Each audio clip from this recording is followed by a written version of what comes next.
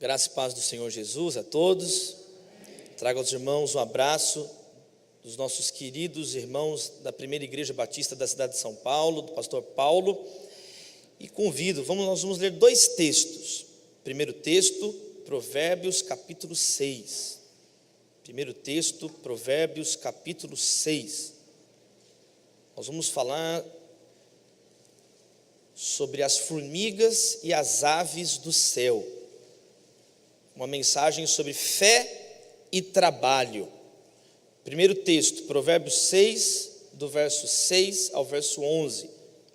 Diz assim a palavra de Deus: Vai ter com a formiga, ó preguiçoso, considera os seus caminhos e seja sábio. Não tendo ela chefe, nem oficial, nem comandante, no estio prepara o seu pão, na cega ajunta o seu mantimento. Ó preguiçoso, até quando ficarás deitado? Quando te levantarás do teu sono? Um pouco para dormir, um pouco para toscanejar, um pouco para cruzar os braços em repouso. Assim sobrevirá a tua pobreza como um ladrão, e a tua necessidade como um homem armado. Vai ter com a formiga.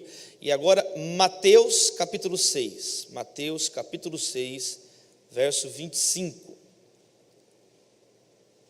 Segundo texto no Sermão do Monte, Mateus capítulo 6, verso 25 em diante. Palavras do Senhor Jesus. Por isso vos digo, não andeis ansiosos pela vossa vida, quanto ao que haveis de comer ou beber, nem pelo vosso corpo, quanto ao que haveis de vestir. Não é a vida mais que o alimento, e o corpo mais do que as vestes? Observe as aves do céu: não semeiam, não colhem, nem ajuntam em celeiros, contudo, vosso Pai Celeste as sustenta. Porventura, não valeis vós muito mais do que as aves? Qual de vós, por ansioso que esteja, pode acrescentar um côvado ao curso da sua vida? E por que andais ansiosos quanto ao vestuário? Considerai como crescem os lírios do campo, eles não trabalham nem fiam.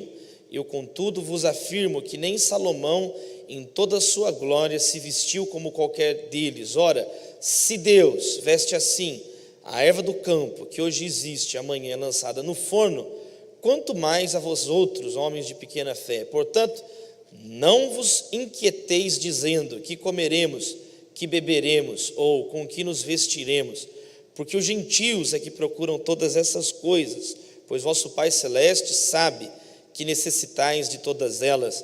Buscai, pois, em primeiro lugar o reino e a justiça, seu reino e a justiça, e todas essas coisas vos serão acrescentadas. Portanto, não vos inquieteis com o dia de amanhã, pois o amanhã trará os seus cuidados. Basta a cada dia o seu próprio mal. Que a palavra de Deus frutifique nas nossas vidas, no nome de Jesus. Amém. Fé e trabalho.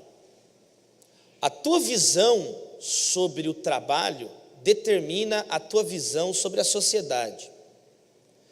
O modo como você compreende o que é o trabalho determina o modo como que você compreende como deve ser a sociedade. Nós, como cristãos, quem ama o Senhor Jesus aí? Quem ama o Senhor Jesus? Eu amo o Senhor Jesus. Nós, como servos de Jesus, precisamos orientar a nossa vida inteira a partir da palavra de Deus. A palavra estava escrita ali na hora do louvor, no telão: é lâmpada para os pés, luz para o caminho. A Bíblia orienta como deve ser então uma família de acordo com Deus. A Bíblia orienta como é que deve ser as nossas palavras, o nosso tratamento com as outras pessoas. E a Bíblia orienta como deve ser o nosso trabalho, o nosso estudo para os jovens, essa ocupação da nossa vida. A Bíblia vai afirmar que tudo que nós fazemos é para a glória de Deus, incluindo o trabalho. Ele é para a glória de Deus. A Bíblia então ela vai dizer que esse trabalho nós vamos glorificar a Deus, e ela apresenta orientações muito claras e muito diretas sobre os objetivos desse trabalho. Primeiro, vamos ver 4 objetivos do trabalho de acordo com a Bíblia. Primeiro, o trabalho o estudo e o trabalho servem para você prover as suas necessidades.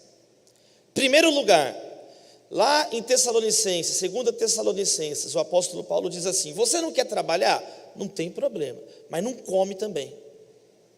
Você não quer trabalhar? Fica tranquilo, mas não aparece na hora da comida, porque é assim. A vovó, hoje foi domingo, tem muitos almoços de família no domingo, a vovó fala: crianças, pessoal, a comida está na mesa, todo mundo vem. Pessoal, vamos lavar a louça, todo mundo foi embora. Todo mundo quer a comida, mas ninguém quer trabalhar pela comida. Não é comer, todo mundo quer. A maior prova que você comeu é que você está vivo aí. A maior prova que você está bebendo é que você está vivo aí. O trabalho, em primeiro lugar, de acordo com a Bíblia, ele é o mecanismo que Deus nos deu para provermos as nossas necessidades. O trabalho não é, disse pela manhã, consequência do pecado. Antes do pecado, da queda do homem, Deus colocou Adão no jardim e falou: cultive o jardim. Então, número 1, você precisa sim trabalhar para prover as suas necessidades. Amém, queridos? Primeira razão bíblica para o trabalho: Jesus foi um carpinteiro. As pessoas diziam: esse aí não é filho de José, o carpinteiro? É uma palavra tecnon, que significa artesão. Jesus era um artesão, era um carpinteiro, ele trabalhava, o próprio Senhor Jesus. Então, isso eu acho que não é difícil entender. Isso a pessoa que, acho que não é necessário ler a Bíblia para a pessoa entender isso, porque é algo tão basilar. Deus escreveu isso na sua palavra e na estrutura da natureza, como o próprio Salmo vai dizer.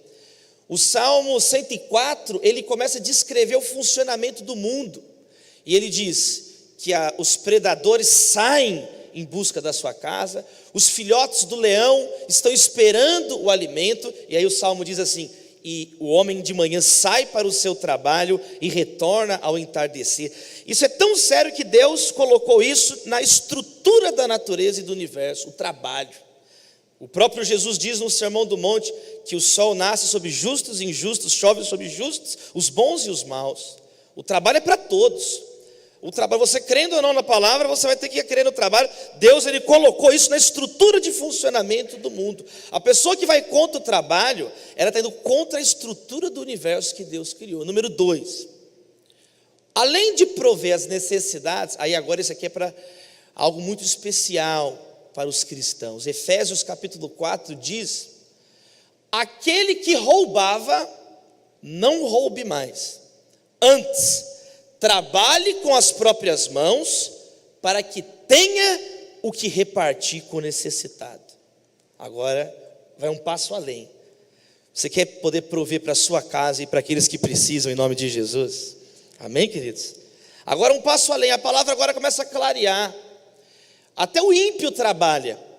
Até o ímpio, mas muitas vezes vai trabalhar sem escrúpulos, sem moral, sem princípios e valores corretos. Aí vem Efésios capítulo 4, o apóstolo Paulo diz que a pessoa que foi transformada por Jesus amplia a consciência dela. O trabalho não é só para eu ganhar dinheiro e me dar bem, não. O que roubava, não roube mais. Trabalhe para ajudar o necessitado. Em segundo lugar, a Bíblia vai dizer que o trabalho, além de você ajuntar dinheiro para você e prover as suas necessidades, que é isso mesmo, o cristão vai além. Ele vai se preocupar com aquelas pessoas que estão ao redor dele. Que Deus te abençoe muito em 2018, para ser um ano que você vai prover para pessoas que precisam. Que seja um ano que você não vai ficar esperando alguém perguntar. Você se coloca à disposição e fala: olha, eu posso ajudar no material escolar desse jovem. Olha, meu sobrinho, você está precisando de alguma coisa?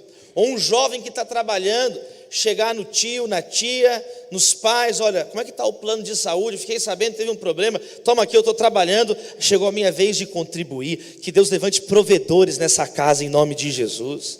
Pessoas com essa visão. Estive agora à tarde, falei com um pastor lá na Missão Vida, que tem sido abraçada pela Igreja Batista Moriá. a Missão Vida, e fui lá visitar agora, fui lá com o Sidney, pedi para ele me levar lá. Às vezes você nunca foi lá, eu não vou nem perguntar para você não passar vergonha, se você não foi. Eu estou menos de 24 horas na cidade, fiz questão de ir lá dar um abraço, pedi para abrir até a rouparia para ver como é que estão as roupas lá. Pedi para ir lá ver, conversei com o Douglas, que é o que cuida do pessoal lá, que foi um jovem liberto das ruas pelo poder do Evangelho de Jesus, e está há 3 anos trabalhando com as pessoas lá. E às vezes você não está nem aí, você é o devorador, você é o próprio gafanhoto. Hoje você vai ser desgafanhotizado em nome de Jesus, meu irmão. Hoje você vai virar formiga. Quem recebe essa palavra em nome de Jesus?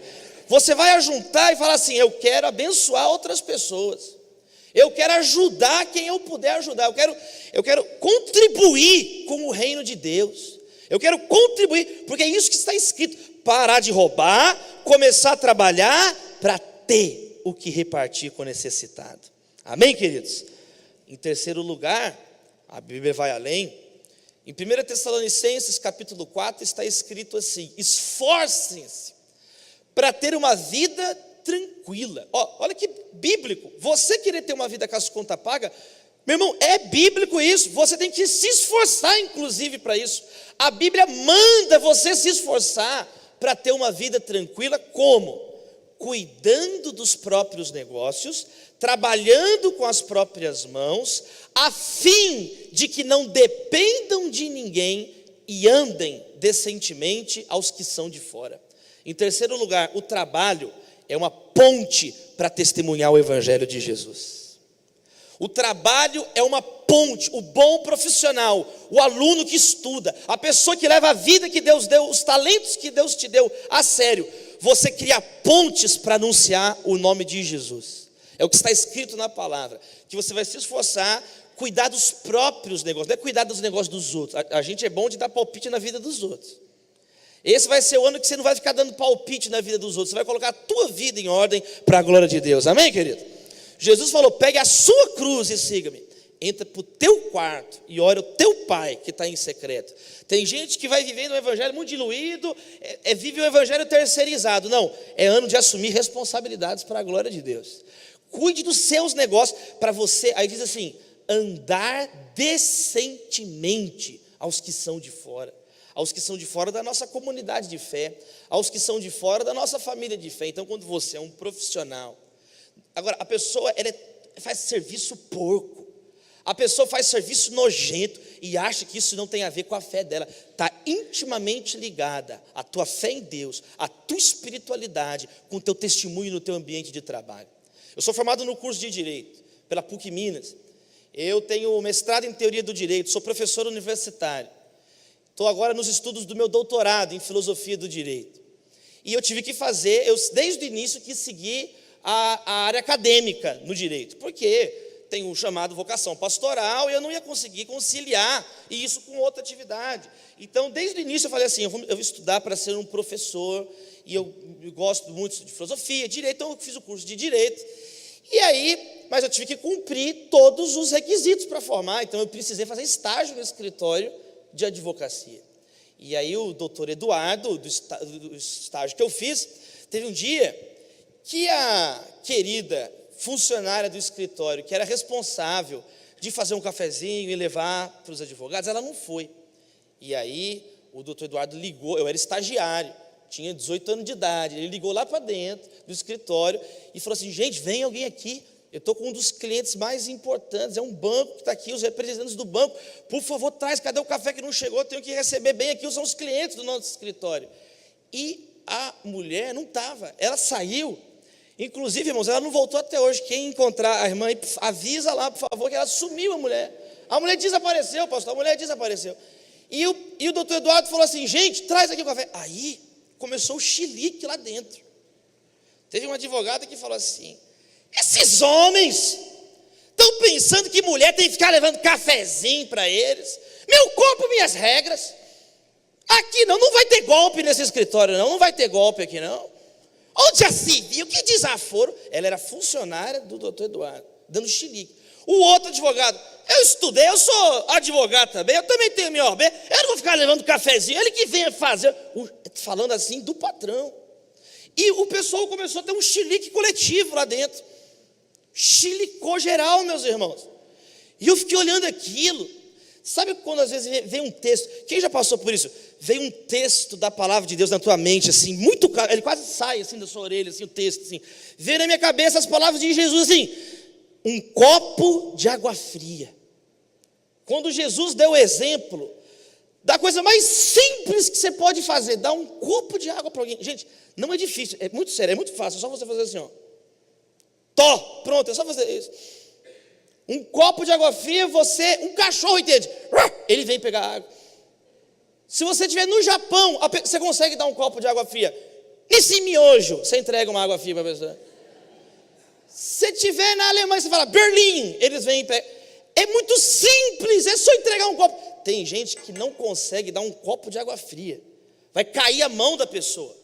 A pessoa não consegue, ela não consegue. Jovens, o prato não levita para a pia, hein, meus irmãos? Tem coisa que não custa fazer, levar uma louça, levar um copo. Sabe o que eu fiz, pastor? Eu peguei a bandeja. Falei, não, eu vou levar isso. Calma, xilique, cada um volta aí, eu levo. O que é isso, gente? Coloquei água, coloquei café, coloquei um vaso de flor, assim, uma florzinha, assim, plástico. Levei para o doutor Eduardo, abri. Aí, todo mundo queria ajudar. Já percebeu que é assim? Ninguém quer fazer nada. É quando faz, aí todo mundo quer ajudar. Porque fica muito descarado. Eles estavam torcendo para ninguém levantar e levar água. Aí eu levantei, acabou o plano. Aí todo mundo, não precisa, eu vou levar sozinho agora. Aí abri assim o cotovelo, levei, aí eu entreguei, aí o doutor Eduardo olhou para mim assim. Aí eu saí, no final daquele dia o doutor Eduardo me chamou na sala dele. Davi, vem cá, eu entrei na sala do doutor Eduardo. Vou até tomar uma água. Davi, você sabe, né? Eu falei assim, doutor, não sei. Não, você sabe. Doutor, não estou sabendo de nada. Não. Você sabe que eu percebi o que você fez hoje, né? Aí ele falou assim, você está começando aí, mas eu já gostei de você. Você já tem vaga aqui o dia que você quiser. Porque aqui, esse escritório não é o melhor escritório de Belo Horizonte à toa. Aqui eu gosto de contratar quem faz o que precisa ser feito. E eu senti que você faz o que precisa ser feito. Você já está contratado aqui, eu fiquei todo feliz. Já estou contratado. Até hoje eu tenho porta aberta lá no escritório do doutor Eduardo Norschwander. Mas o que é mais impressionante não foi isso. Os dias foram passando e cada 15 dias tinha uma reunião com todos os funcionários do escritório. O doutor Eduardo via que eu levava a Bíblia, viu que eu era crente. Você é crente, Davi? Sou crente. Você é pastora, Davi? Sou pastor.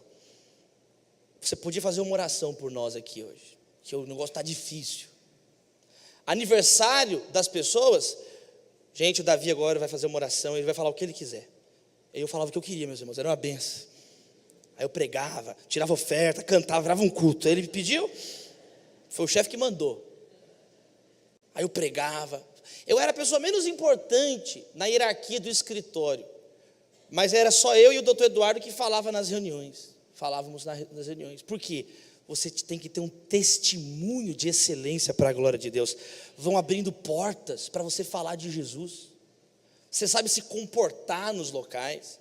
Você é uma pessoa que sabe se portar, se comportar, tem postura. Isso é ser um servo de Deus. Quem recebe essa palavra? Esse ano, você vai levar a sério os seus estudos e a sua vida profissional. E sabe o que vai acontecer? Você vai perceber Deus te colocando na frente de pessoas para você fazer uma coisa apenas: testemunhar com ousadia o nome de Jesus. Porque Paulo diz andar com decência. E em quarto lugar, sabe o trabalho? Você vai prover suas necessidades, você vai ajudar pessoas, você vai falar de Jesus. E em quarto lugar, você vai honrar o seu Deus. Porque em Colossenses está escrito assim, Paulo diz assim: quando você trabalha, lembre-se, você não está, faça de todo o coração, porque você não está trabalhando para o seu patrão, você está trabalhando para o próprio Deus. Quando você está trabalhando, tem um patrão lá, tem alguém, mas você, de acordo com a Bíblia, o cristão, ele está trabalhando direto para Deus. Então, no teu trabalho você vai expressar a sua espiritualidade. Agora tem um monte de gente avacalhada, pais que vivem reclamando do trabalho, vomitando reclamações para os filhos, quer que os filhos sejam trabalhadores, quer que os filhos tenham postura. O pai cheira uma cebola, a mãe alho, quer que o filho cheire uma flor, não vai cheirar. Vai feder igual o pai e a mãe, que só vivem reclamando de tudo, reclama do governo, reclama do jornal, começa a ler menos notícias do dia, começa a ler mais a boa notícia eterna, a palavra de Deus. Começa a mudar o teu vocabulário, começa a mudar a tua visão de vida. Você vai ver, se você começar a mostrar a sua espiritualidade no ambiente de trabalho, se não começa a mudar a espiritualidade em todas as áreas da sua vida, meu irmão, nas finanças, na educação dos filhos. Você recebe essa palavra em nome de Jesus. Então, queridos, a teologia bíblica do trabalho, ela é muito clara com relação a esses pontos. São mensagens muito diretas que o Novo Testamento nos apresenta sobre o trabalho. Somos pessoas exemplares. Eu me lembro da minha irmãzinha, a Priscila, quando ela era menor, ela tinha a língua presa, então ela falava assim, dessa maneira, desse jeito. Meu pai levou ela na fonoaudióloga. Falou, fonoaudióloga, olha, minha filha tem um problema na boca, você poderia... Ela falou assim. Aí a fonoaudióloga disse, pastor, não se preocupe, em alguns dias a sua filha vai estar fazendo certo. Meu pai falou, obrigado, irmã. E aí levou minha irmã embora. Quer dizer, tem gente que não resolve o problema. Você não resolve o teu problema. Quer resolver o problema dos outros? Quer sair falando de mudar a sociedade? Você não dá exemplo em pequenas coisas. Então é aquela velha frase, né? Antes de mudar o mundo, vamos arrumar nossa cama. Amém, queridos? Só que na prática, sabe o que acontece? Mesmo as pessoas que têm uma visão correta do trabalho, uma teologia do trabalho, todos nós estamos sujeitos a dois extremos do trabalho. E esses são os textos que nós lemos, que eu gostaria de frisar mais para a gente orar. Porque graças a Deus essa é uma igreja saudável. Você pode dar um glória a Deus pela Igreja Batista Moriá? Pastor amado, doutor, sua família. Graças a Deus essa é uma família que tem uma teologia do trabalho bíblica, cristã. Então, mas mesmo nós que estamos lutando, estudando a palavra de Deus, todos nós cristãos estamos sujeitos a dois extremos no dia a dia. Primeiro extremo é ficar encostado e não querer trabalhar e deixar só os outros trabalhando. Eu não quero fazer nada. E o outro extremo é ficar tão preocupado que você pensa que você tem que resolver tudo, você é o Rambo. Você pensa que o mundo, você é o Atlas que carrega o mundo nas costas. Está errado, esses dois extremos estão errados. E nós lemos dois textos na palavra de Deus frontais, que vão nos apresentar dois exemplos, as formigas e as aves do céu, que são modelos para nós termos uma perspectiva e um dia a dia mais abençoado. Eu tenho orado, meus irmãos, para que esse seja um ano abençoado e produtivo para todos nós. Primeiro extremo, então, que você não pode cair no trabalho.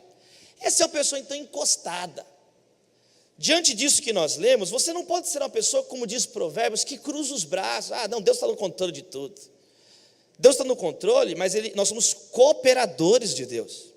Teve um homem que ele gostava de reclamar com Deus, e ele viu pessoas morando na rua e começou a reclamar, Deus, o Senhor não faz nada, Deus, olha aí essas pessoas aqui, o que o Senhor está fazendo, Deus? O Senhor não faz nada por eles, olha aqui, Deus, estão morando na rua, Deus, o Senhor não faz nada. E Deus falou com ele, eu fiz você. Você é a resposta de Deus na vida de muitas pessoas, só que você não entendeu isso ainda. Você fica encostado, esperando outras pessoas falarem, outras pessoas fazerem, então vai ter com a formiga preguiçoso. Não dá tempo, obviamente, de falar tudo essa noite, mas eu escrevi um livro sobre esse texto das formigas. Desde menino, minha mãe lê esse texto para mim. Vai ter com a formiga, Davi, colocava no banheiro, vai ter com a formiga, eu viro a formiga. E eu escrevi um livro com 10 lições sobre esse texto, vou falar algumas aqui.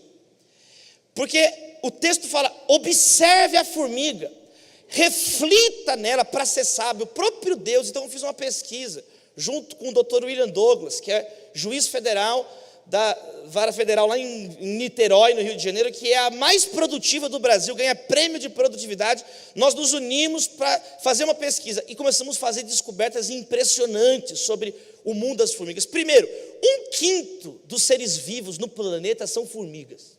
O planeta podia chamar planeta formiga. Formiga é o único ser que existe em todos os continentes de modo natural, sobrevive a todas as faixas de altitude, de pressão. Formigas, existem mais de 15 mil espécies já catalogadas. Você vive no planeta formiga e não sabia. No Brasil existe uma espécie que chama formiga do fogo. Ela é pentecostal, meus irmãos, ela é pentecostal. É no Pantanal. A formiga do fogo é impressionante. Quando está chovendo, como hoje, chovendo, vai alagando o formigueiro. Você sabia que um formigueiro é mais ou menos 2 ou 3 vezes o tamanho desse salão aqui? Aquele montinho de terra, aquilo ali é a proteção da entrada do formigueiro. Aquilo não é o formigueiro é subterrâneo.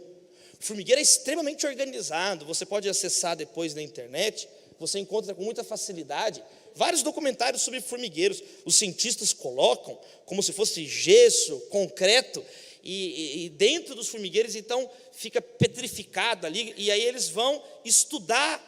O formigueiro tem rua, tem avenida, tem supermercado, tem corrupção no formigueiro, tem tudo no formigueiro. Tem polícia no formigueiro. Existe formiga operária, existe formiga missionária, ela vai em busca de outros povos. E aí encontra e vem avisar. Existe formiga astronauta, né? Existe as formigas que cuidam da rainha. E essa espécie, a formiga do fogo, é impressionante. Eles têm um plano de evacuação do formigueiro. Quando começa a chover, elas criam um bolo em torno da formiga da formiga rainha e das larvas. E elas escapam com aquele bolo, com aquela bola, para a copa de uma árvore alta, esperam abaixar a tempestade, abaixar a água, voltam e reiniciam a colônia de formigas. Deus fez a formiga assim. Deus programou a formiga desse jeito. E Ele diz na palavra, para nós observarmos a formiga, refletirmos, para sermos sábios. O texto está dizendo que ela não tem chefe, ela não tem supervisor, ela não tem governante, e ainda assim, ela vai em busca do alimento. Está na hora de você parar de ficar esperando as coisas na mão, e em busca de almas perdidas para a glória de Deus, em busca de respostas, parar de trazer problema e começar a trazer solução, em nome de Jesus, para a sua casa, querido. Uma nova postura, parar de dar desculpa. O livro de Provérbios diz que o preguiçoso, ele fala assim: olha, até que eu ia lá fora, mas eu não vou porque tem um leão lá. Ele imagina problema que não existe.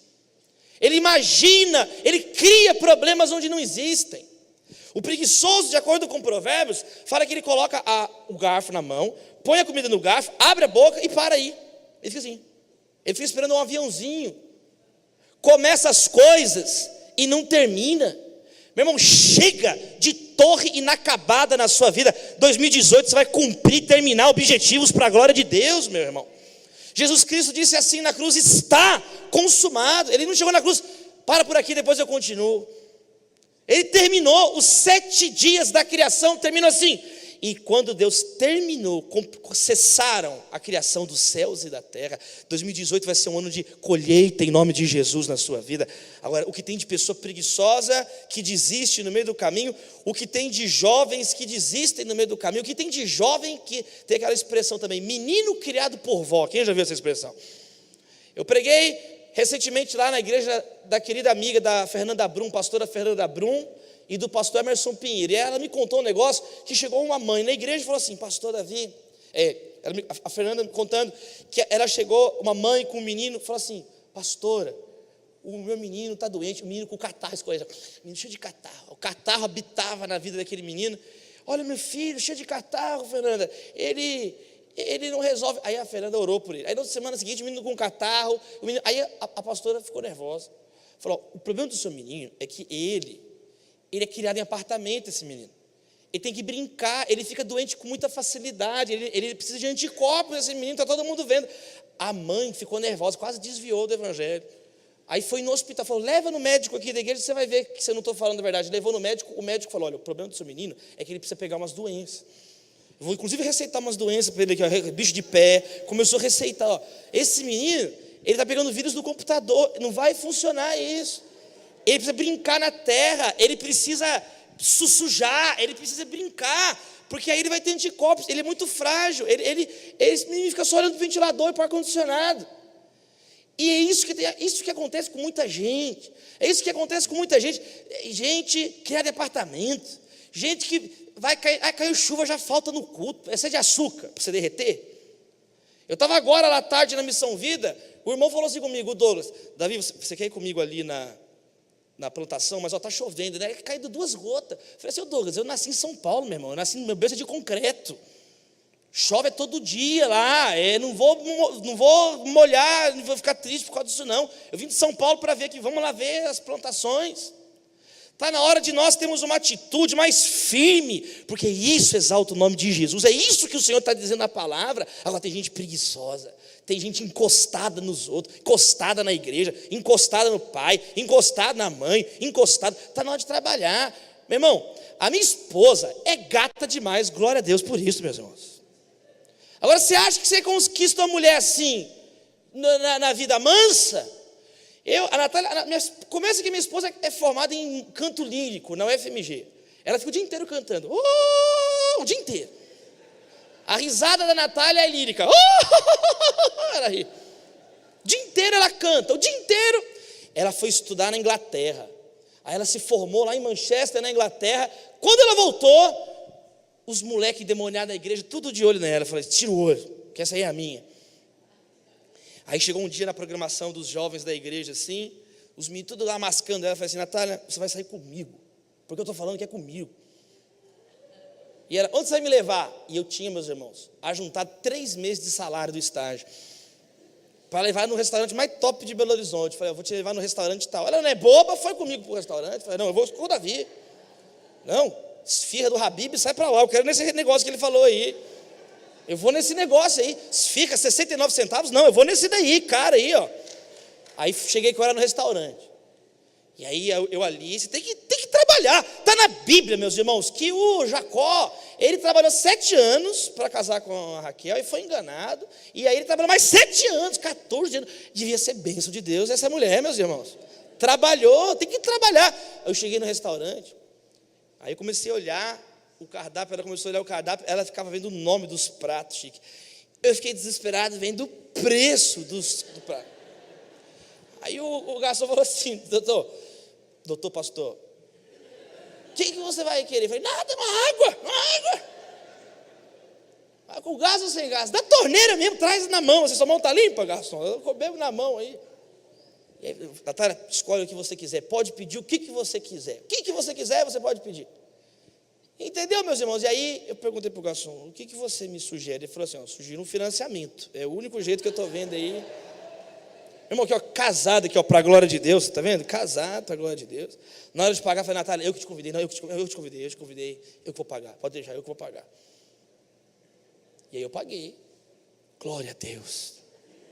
Agora o dinheiro apareceu, caiu do céu. Oh, não.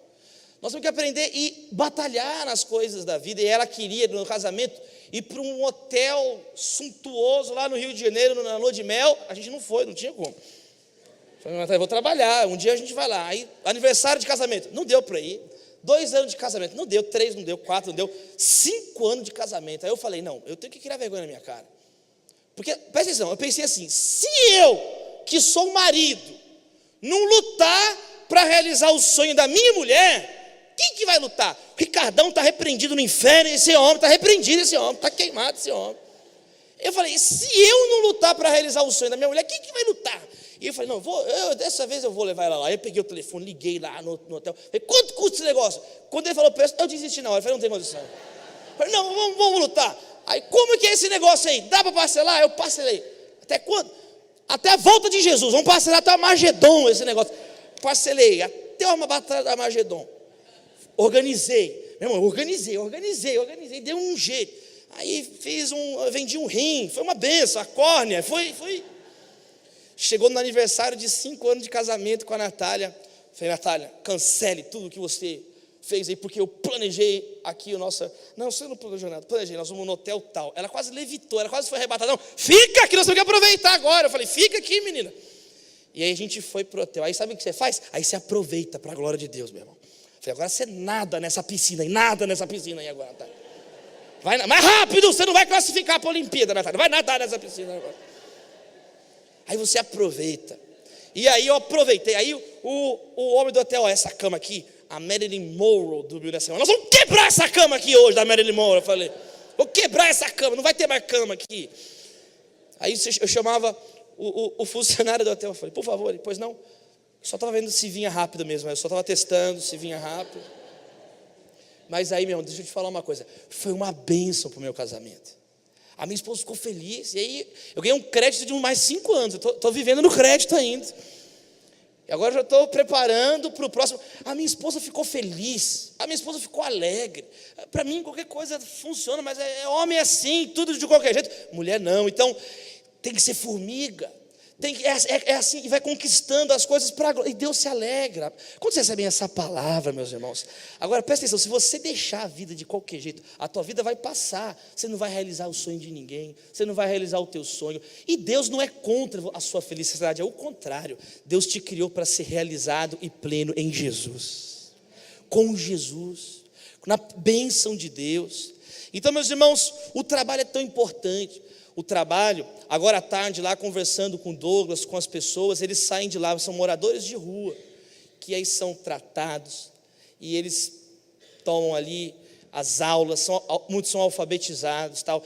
E uma frase está até agora no meu coração, porque eles disseram assim: aqui a nossa dignidade é recuperada. O objetivo de Satanás é destruir a dignidade das pessoas. Você foi criado à imagem e semelhança de Deus, um Deus trabalhador, um Deus organizado, um Deus belo, um Deus poderoso. Satanás quer te transformar à imagem e semelhança de um bicho.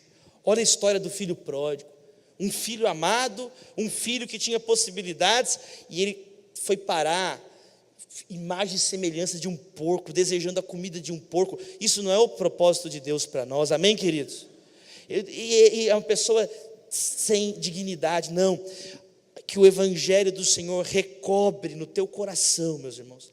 Pessoas que têm sonhos que estão enterrados, pessoas que estão tristes, pessoas que estão enlutadas. Eu creio que é noite de ressurreição em muitas famílias, em nome de Jesus.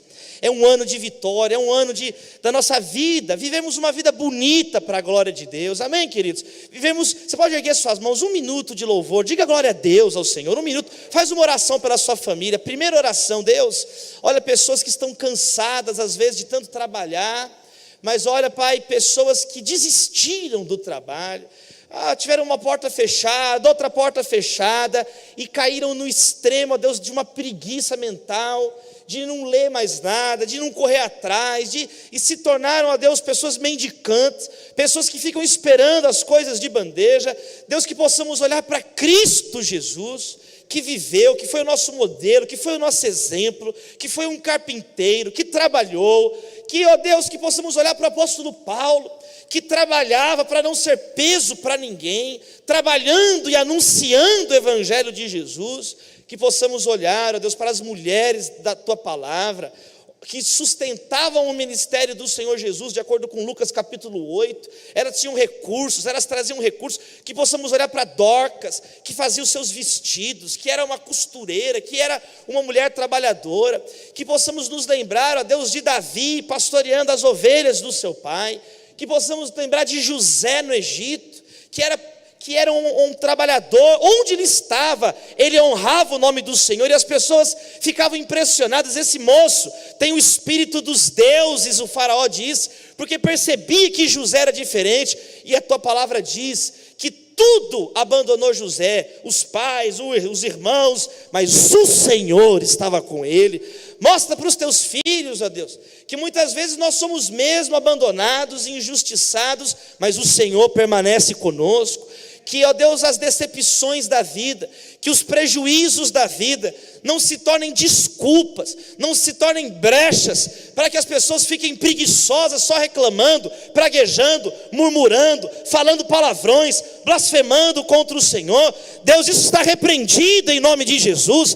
Que se levantem famílias batalhadoras, famílias adoradoras do nome de Jesus. Que se levante aqui jovens que serão provedores das suas casas em nome de Jesus. Maridos, mulheres, lares estruturados, lares abençoados, para que possamos ajudar a missão Vida, para que possamos ajudar a missão Mais, para que possamos ajudar a Avança Sertão, que tenhamos recursos, ó Deus, que o Senhor levante pessoas com dom de contribuir, para que possamos de algum modo, ó Deus, testemunhar o evangelho de Jesus na nossa pátria. Nós oramos em nome do Pai, do Filho, do Espírito Santo. A igreja diz amém. A pau do Senhor, querido, diga glória a Deus. Que Deus te abençoe, meu irmão. Só que aí, se por um lado tem gente que não está nem aí, precisa acordar, precisa trabalhar, falamos sobre isso de manhã, para de desperdiçar a tua vida, multiplique os talentos que Deus te deu. Tem gente que pensa que é a competência dele que vai salvar. Tem gente que pensa que é o diploma que salva. Tem gente que pensa que é o cartão do banco, o cartão de crédito, a conta bancária. Tem gente que pensa que é o sobrenome que salva. Tem gente que pensa que conquistou alguma coisa na vida. Toda boa dádiva vem do alto, vem de Deus. E aí a pessoa está indo para o outro extremo, que é a pessoa ser estressada, é a pessoa ser ansiosa, é a pessoa pensar que está no controle de alguma coisa. Então Jesus disse: não fiquem aflitos, olhem para as aves do céu. E as aves são então o exato oposto da formiga. A formiga no chão, trabalhando, sem chefe, sem governante, sem supervisor, trabalhando, armazenando. Aí Jesus fala agora: olhe para as aves do céu. Elas não estão armazenando, elas não estão plantando, nem colhendo, nem armazenando, mas o Pai está cuidando delas. Nós temos que trabalhar como formigas, mas confiar como as aves do céu em Deus. Você tem que trabalhar como uma formiga, mas em nenhum momento pense que você está conquistando as coisas por causa do seu esforço. É porque Deus está te abençoando. E Deus pode usar o seu próprio trabalho para te abençoar, mas quem está te abençoando é Deus. Às vezes você vai plantar e, como diz o provérbio, vai vir uma geada que vai devastar a tua plantação. Mas você trabalhou. Sabe o que acontece? Deus levanta uma pessoa para te ajudar a te socorrer. Que não teve, a geada não foi lá. Aí Deus levanta uma pessoa para te socorrer. Jesus então está nos mostrando que nós não podemos confundir as coisas. Nem preguiça, nem ansiedade. Fé em Deus. Fé no Senhor Jesus. Porque aí tem pessoas que vão estudando: eu não passei no concurso, o governo, o problema da política, e a pessoa começa a ficar aflita, e ela começa a falar. Olha, 3 razões que Jesus dá para você então não ficar ansioso. Primeiro, você perde o seu testemunho. Nós estamos falando que o trabalho mostra o nosso testemunho. Jesus falou: não fica perguntando: o que eu vou comer, o que eu vou beber, como é que vai ser, vai ter eleição, o que vai acontecer, o que vai acontecer? Jesus disse: os gentios, os pagãos é que são assim. Vocês são filhos de Deus. Vocês olham para o céu e falam: os céus declaram a glória de Deus. Tem um Deus criador. Então, primeiro, quando você é uma pessoa ansiosa, você vai arruinando o seu testemunho. Jesus ele também diz o seguinte, número 2, que nós não podemos ficar ansiosos, deixar a ansiedade dominar o nosso coração, porque, em segundo lugar, a ansiedade não é a ansiedade que resolve o problema. Jesus ele disse assim: qual de vocês, por mais que fique ansioso e preocupado, pode acrescentar 1 hora à vida? Não está no nosso controle. A minha filhinha, a Maria, ela perguntou assim para mim: papai, por que a gente nasce com 10 dedos? Eu falei: eu sei lá, filha. Não, papai, por que eu tenho 10 dedos? Aí eu falei assim: para você lembrar que tem 10 mandamentos. Aí ela olhou: não é isso não. Aí eu falei: eu não sei, Maria. Eu falei: para você, sei lá, para você lembrar que Deus criou o mundo com 7 dias e recriou com mais 3, 10 dias. Porque Jesus morreu, foi sepultado e ressuscitou. Ela: melhorou, hein, papai? Mas ela ficou olhando assim, não. Aí eu falei, eu tentei mais uma resposta. Eu fui lembrando na Bíblia, o que tinha 10, Eu lembrei dos 10 leprosos. Jesus curou 10 leprosos, só um voltou para agradecer. Ela falou: tá bom, papai. Ela foi embora. Aí eu estou me perguntando até hoje: por que eu tenho 10 dedos? Eu não sei. Pergunta mais simples que minha filha fez. E aí, isso é interessante. Por que a gente tem 10 dedos? Por que o dedo não é na testa? Sabe por que a gente não sabe? Porque não foi nenhum de nós que criou o mundo, mas tem um que criou. Eu e você somos criaturas. Você não decide nada, meu irmão. Você não escolheu o dia que você nasceu. Você não escolheu a família que você nasceu. Você não escolheu a sua carga genética. Você não escolheu o seu país. Você não teria nascido em Valadares. Você teria nascido em Miami, que eu sei, em Orlando, que eu sei que você queria. Tenho certeza. Se você pudesse escolher, porque vocês vão tudo para lá. Fica um pouco aqui, gente. O Brasil é bom. Você não escolheu a época que você nasceu. Nós não escolhemos. Porque nós não somos criadores, mas tem um que é o Criador dos céus e da terra. Então você tem que entender que nós temos que agir conforme o Criador nos orienta. Para que então que você vai ficar preocupado? Você não tem controle nem do dia que você nasceu, nem do dia que você vai morrer, porque a vida e a morte pertencem ao Senhor nosso Deus. Os nossos dias estão escritos por Deus nosso. Ele é o autor da vida. Então Jesus está falando, a ansiedade, ela rouba a sua energia de hoje e não resolve o teu problema de amanhã. Por isso que Jesus está falando, basta cada dia o seu próprio mal. Não adianta você ficar antecipando, sofrendo por antecipação. Então, meus irmãos, Jesus dá um terceiro motivo, que é o mais sério, para você não ser ansioso. Você não pode ser ansioso porque a ansiedade arruína o seu testemunho. Porque a ansiedade, ela não vai resolver, não é a ansiedade que resolve o problema. Em terceiro, a ansiedade é pecado. Porque Jesus, ele tem uma pergunta, nos textos. No texto da formiga fala assim, até quando vai ficar de braço cruzado, preguiçoso? O preguiçoso é um ladrão, porque tem alguém trabalhando por ele, é pecado a preguiça. E aí Jesus fala, por que vocês ficam aflitos, homens de pequena fé? Ansiedade é incredulidade, é não crer que Deus está no controle da tua vida. Mas você veio aqui essa noite para ouvir isso. Deus está no controle da sua vida. Deus está no controle do Brasil. Deus está no trono, meus irmãos. O cetro permanece em suas mãos, a coroa está sobre a cabeça de Jesus, o Rei do Universo.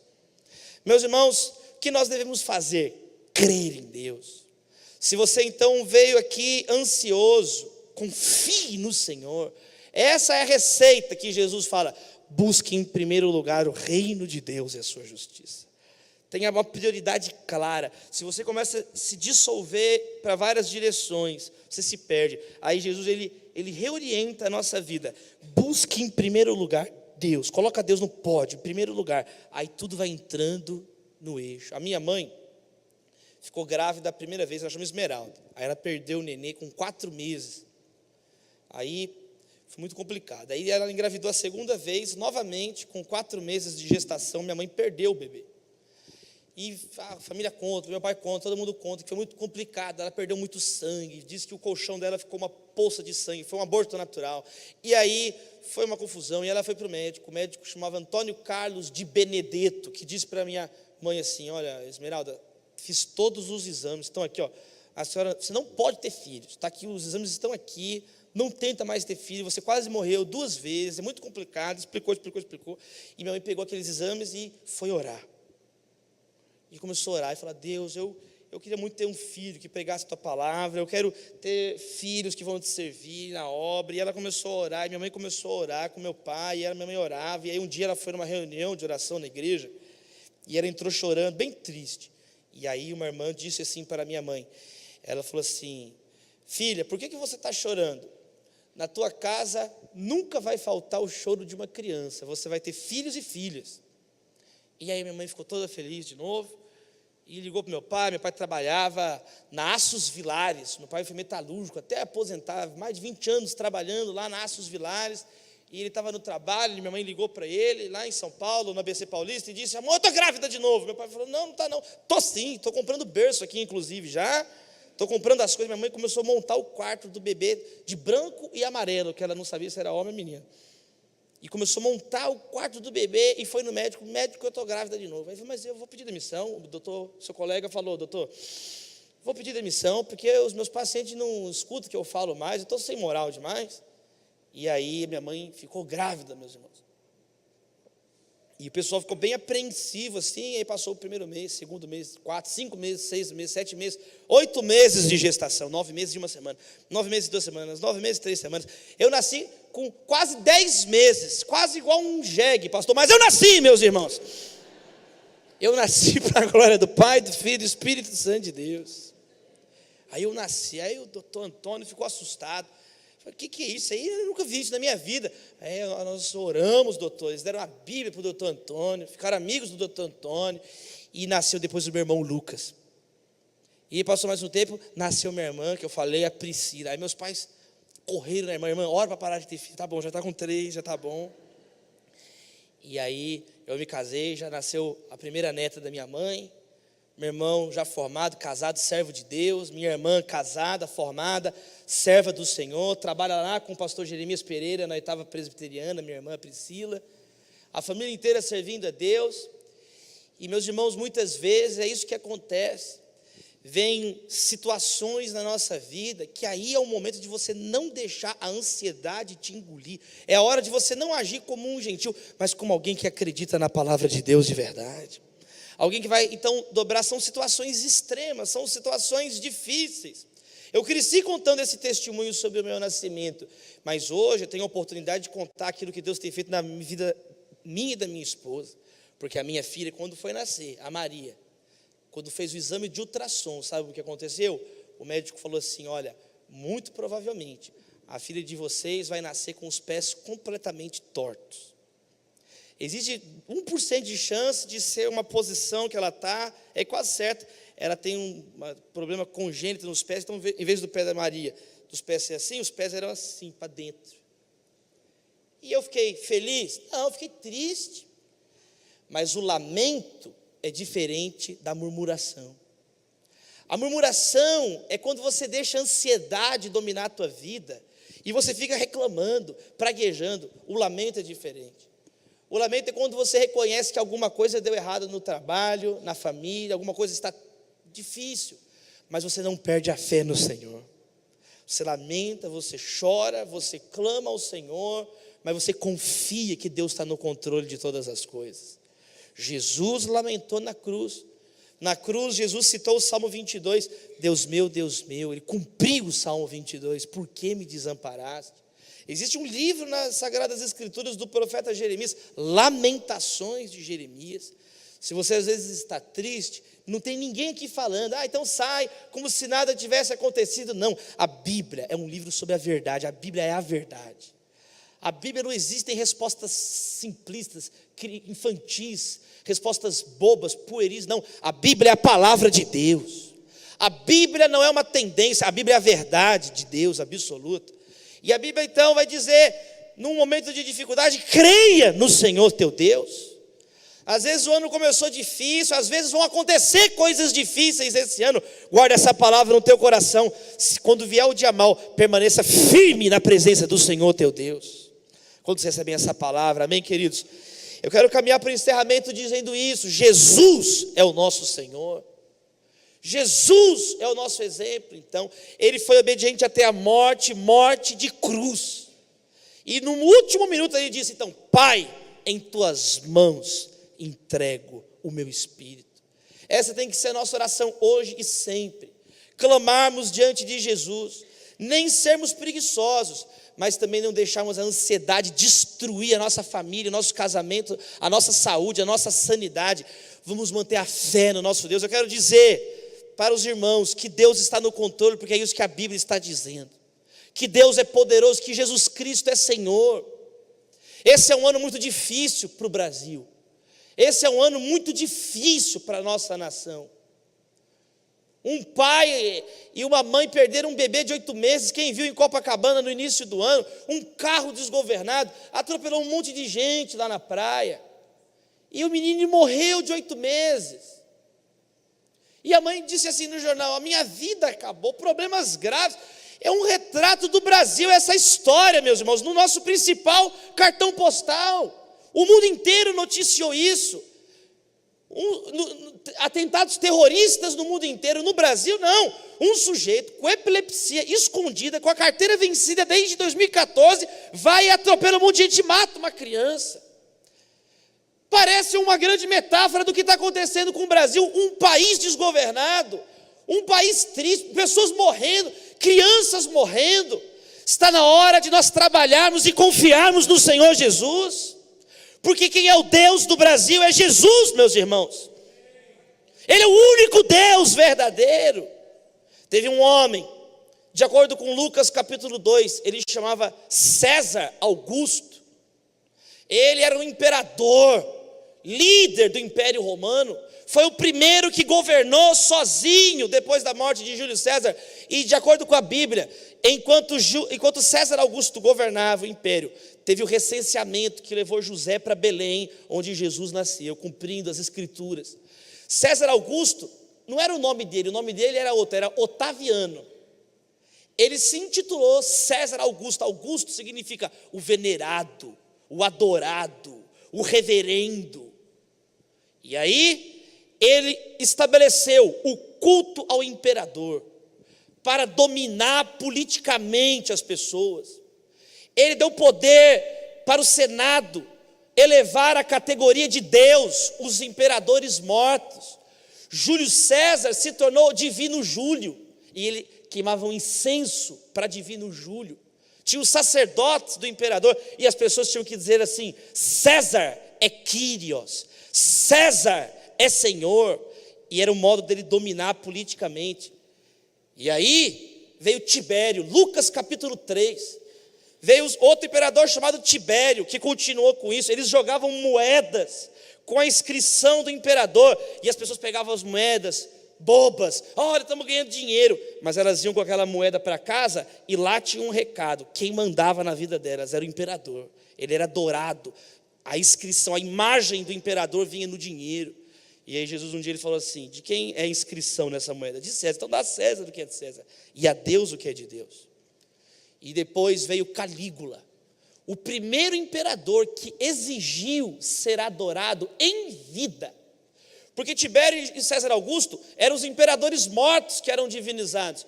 Calígula, ele se vestia como os deuses romanos, greco-romanos, Mercúrio, Júpiter. Ele construiu 3 templos para a honra dele, 2 em Roma e 1 na cidade de Mileto, e ele exigia as pessoas adorar. As pessoas mataram ele com 28 anos de idade. E aí depois veio Cláudio, e depois veio Nero, que perseguiu brutalmente a igreja. E qual que era a causa de matar, a raiva para matar os primeiros cristãos? Porque os cristãos diziam: só Jesus é Quírios, só Jesus é Senhor. Jesus é o único Deus, nós só servimos Jesus, nós não servimos mais ninguém. Nós obedecemos, nós respeitamos, nós somos cidadãos, mas Deus só tem um, o nome dele é Jesus. Eu quero encerrar essa mensagem dizendo isso, querido: creia em Jesus, porque ele é o único Deus, é a ele que eu e você vamos prestar contas. Jovens, vocês vão prestar conta, não é para o pai e para a mãe. Funcionário não é para o patrão, patrão não é para o fisco que você vai prestar contas. Nós todos aqui, todos comparecerão perante o tribunal de Cristo para responder pelas obras praticadas no corpo, quer sejam boas, quer sejam más. 2 Coríntios capítulo 5, verso 10. Todos nós prestaremos contas da nossa vida, do nosso trabalho, do nosso estudo, da nossa família, do nosso corpo perante Deus. Eu quero te dizer que Lula não é Deus, Dilma não é Deus, Bolsonaro não é Deus, pastor não é Deus, Alckmin não é Deus, Marina não é Deus, você não é Deus, Hernandes Dias Lopes não é Deus, Edir Macedo não é Deus, Papa não é Deus, eu não sou Deus, você não é Deus, mas tem um que é Deus, e o nome dele é Jesus Cristo, Rei dos Reis, Senhor dos Senhores, Alfa, Ômega, princípio, fim, caminho, verdade e vida. Aplauda mais forte o teu Deus, aplauda mais forte Jesus, aplauda mais forte igreja, diga glória a Deus enquanto você aplaude a Jesus. Ele é digno, ele é santo, ele é justo, ele é verdadeiro, ele é fiel. Deus é amor, Deus é misericordioso, Deus é bondoso. Que Jesus Cristo abençoe a sua casa e a sua família. Que Jesus Cristo abençoe a sua geração, os seus filhos, os seus netos. Que Jesus Cristo lave e salve o teu casamento. Que Jesus Cristo limpe o teu coração imundo. Que Jesus Cristo firme os seus joelhos vacilantes. Que Jesus Cristo lave as suas mãos impuras, suas mãos preguiçosas. Que Jesus Cristo tenha misericórdia de nós. Que Jesus Cristo tenha misericórdia do Brasil. Que Jesus Cristo tenha misericórdia daquele casal que perdeu o nenê de 8 meses. Que Jesus Cristo tenha misericórdia dos pais em Janaúba que perderam as crianças queimadas pelo zelador. Que Deus tenha misericórdia daquela cidade. Que Deus tenha misericórdia de Mariana, das pessoas que perderam tudo aqui perto. Que Deus tenha misericórdia de nós. Que Deus levante um povo trabalhador. que Deus levante um povo que clama pelo nome dEle, que possamos salgar o Brasil, iluminar o Brasil, e que isso comece com pequenas atitudes aqui na nossa cidade, aqui no nosso trabalho. Você fala, meu trabalho não tem nada a ver, o seu trabalho tem tudo a ver, meu irmão. É ali que começa, é em casa que começa, é no café da manhã que começa, é ainda na cama que começa, porque Ele sabe a palavra antes de sair da nossa boca. Ele conhece o seu levantar, o seu deitar, Ele conhece. Jesus te conhece. Não fala assim, Deus não conhece minha dor. Ele te conhece melhor do que você se conhece. Ele sabe até quantos fios na sua cabeça estão contados, os seus fios de cabelo, meu irmão. Ele viu o seu primeiro passo, Ele que te gerou. Você não é um filho do acaso, você é um filho amado de Deus. Fica de pé, vamos orar, vamos orar. Erga suas mãos e cante comigo ao único que é digno, ao único que é digno de receber a honra.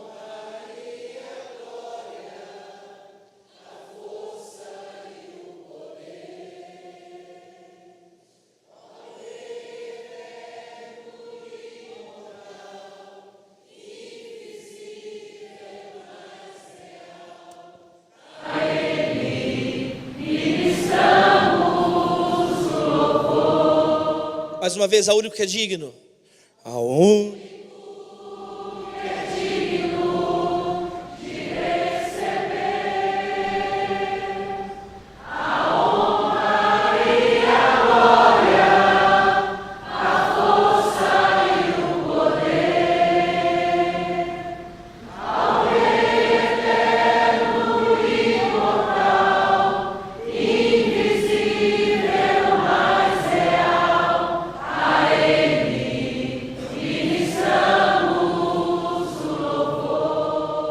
Cante, coroamos.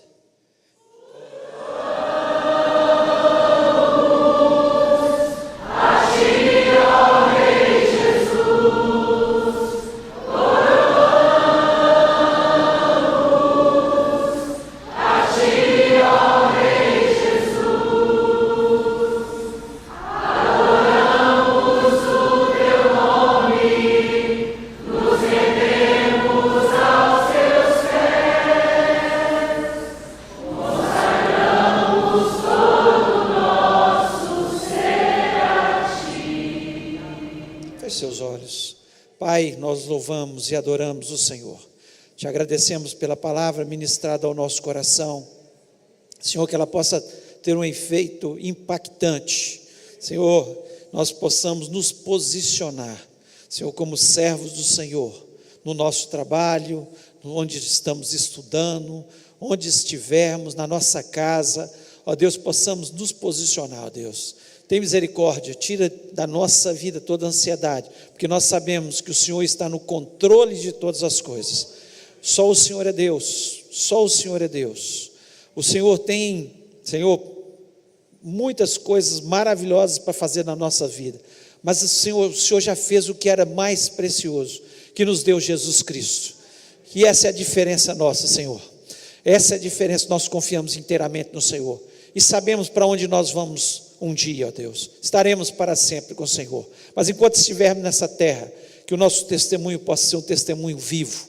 Senhor, nós pedimos, abençoa o teu servo, pastor Davi Lago, ó Deus, onde ele andar, que o Senhor esteja, Senhor, usando o teu servo com graça, com unção, abençoando o seu lar, Senhor, sua esposa, sua filha, ó Deus, em nome de Jesus, que o Senhor esteja fazendo coisas grandes e poderosas na vida dele, e pedimos a Deus, abençoa-nos, continua, Senhor, que essa palavra possa, Senhor, fazer uma grande diferença, Senhor, a partir de hoje, Senhor, possamos, Senhor, estar determinados a seguir o teu evangelho, a tua palavra que faz diferença, a tua palavra, Senhor, muda tudo na nossa vida, e nós te agradecemos porque nós ouvimos a tua voz nessa noite, em nome de Jesus, amém.